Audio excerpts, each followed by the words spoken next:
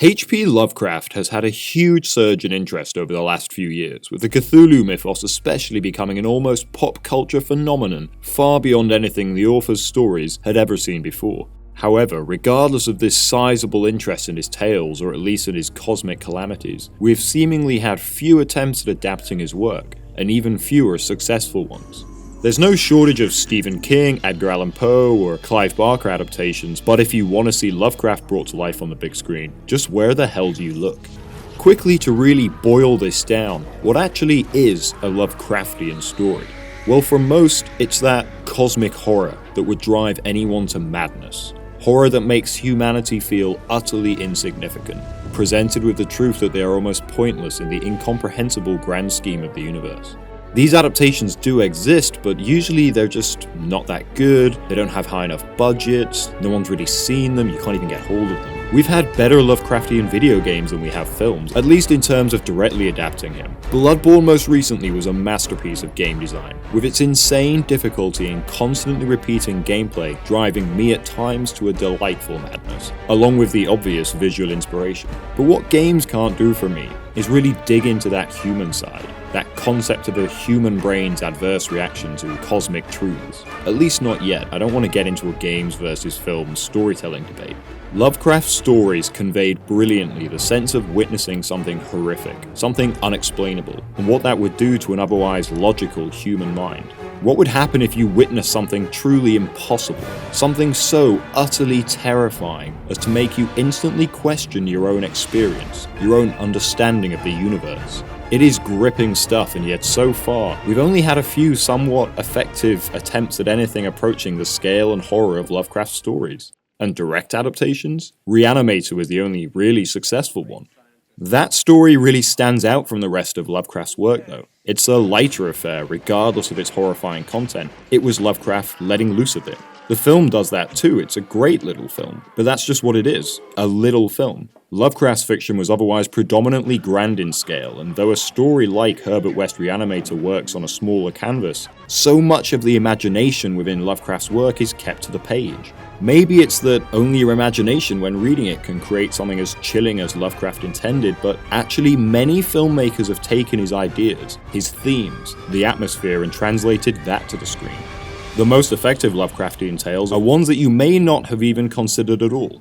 Alien by Ridley Scott is a masterpiece of cosmic horror, a gripping, terrifying haunted house in space that also looks at our place in the universe, of the possibility of greater, ancient beings, of the universe's indifference to the existence of humanity. Though the other films in the franchise, besides perhaps The Underground Temple and AVP, moved away from these ideas until the flawed Prometheus brought them back, there are these wonderful moments in Alien that have our characters experiencing something not only unexplainable, but almost impossible to even comprehend. The characters only spend a short time within something very, very small in relation to whatever else it appears exists out there.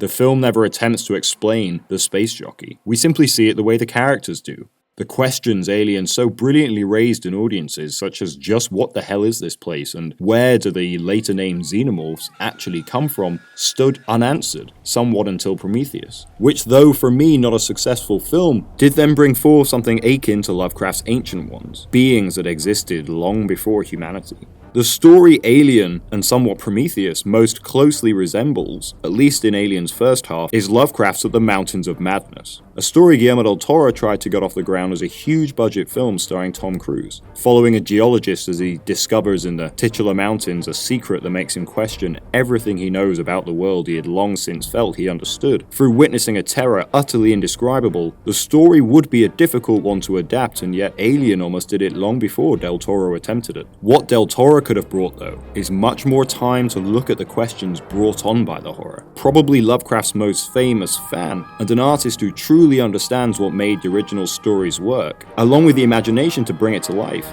It is a real shame we never got to see At the Mountains of Madness brought to screen. But we sort of did. At least the imagery anyway. The tentacled monsters, the ancient eldritch horrors, the forgotten creations of beings long since dead. Hellboy is a fun action-packed comic adaptation, and a Trojan horse revealing a glimpse of an enormous Lovecraftian universe. The closest thing cinematically, though, to a great Lovecraftian tale is John Carpenter's Apocalypse trilogy, The Thing, Prince of Darkness, and In the Mouth of Madness. The Thing begins with characters already questioning their place in the universe when confronted with something impossible, before they are then made to question their own individuality, their humanity.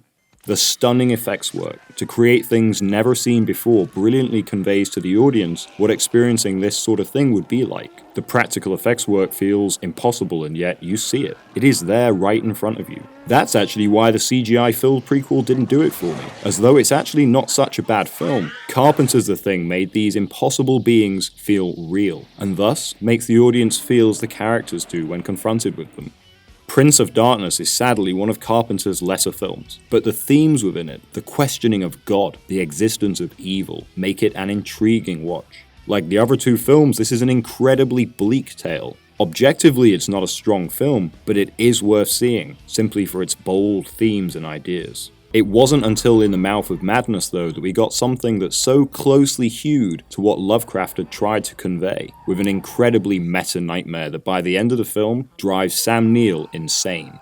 Instead of adapting one story, Carpenter adapted both the cult of Lovecraft himself and the thematic elements of his stories. This was the only film for me that really delved into one of the most important aspects of Lovecraft's work: the insanity that takes over anyone confronted with these horrific cosmic truths, whilst retaining the pulpy tentacled monsters that have made Lovecraft's stories so popular. I don't want to make this too long, but there is great Lovecraft-inspired work out there, brought to life by filmmakers who grew up with his work.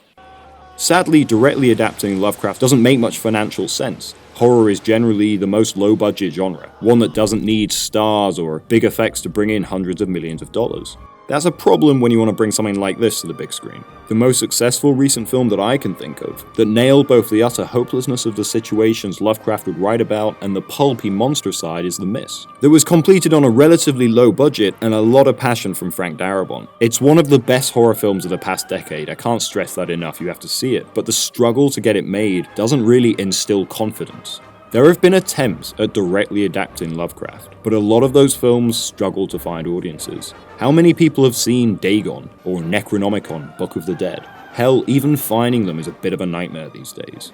In the end though, Lovecraft's influence is actually felt throughout cinematic horror and sci-fi, and almost any time you combine the two. In films as big and accessible as Cloverfield, or as dark and horrific as Event Horizon, you can feel his touch. If this isn't a truly Eldritch horror, I don't know what is. One day someone with enough money and passion will bring the Cthulhu mythos to the big screen, or Del Toro will finally get to make his At the Mountains of Madness adaptation, though after Prometheus sadly fumbled a very similar story he may not want to. But if you look enough, and then consider the questions and themes in these larger works made by those inspired by Lovecraft, you may just find what you're looking for. Also, if anyone wants to make a film set in the Bloodborne universe, that would be great. Thanks for watching, guys. If you like this, please subscribe and let me know if there are any other Lovecraft-inspired movies that I may have missed.